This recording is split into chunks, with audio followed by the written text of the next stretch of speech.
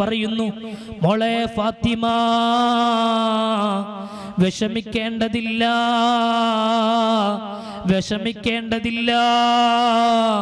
അടുത്ത സമയത്ത് തന്നെ കുറച്ചു കഴിഞ്ഞാൽ നീയും എൻ്റെ അടുത്തേക്ക് വരും മോളെ ഫാത്തിമ എന്ന് പറയുമ്പോൾ ഫാത്തിമ ഉമ്മക്ക് സന്തോഷമായി, സമാധാനമായി. ആലോചിച്ചു നോക്കൂ, ഫാത്തിമ ബീവിയുടെ വഫാത്തിന്റെ രംഗം. റമളാനിലാണ് ഫാത്തിമ ബീവി വഫാത്താകുന്നത്.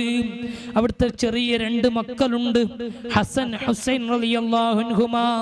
നബി സല്ലല്ലാഹു അലൈഹി വസല്ലം തങ്ങളുടെ പേരക്കിടാക്കളാണ്. ഇവരിലൂടെയാണ് സയ്യിദന്മാർ നിലനിർത്തുന്നത്. സയ്യിദന്മാരുണ്ടാകുന്നത് ഇവരിലൂടെയാണ്.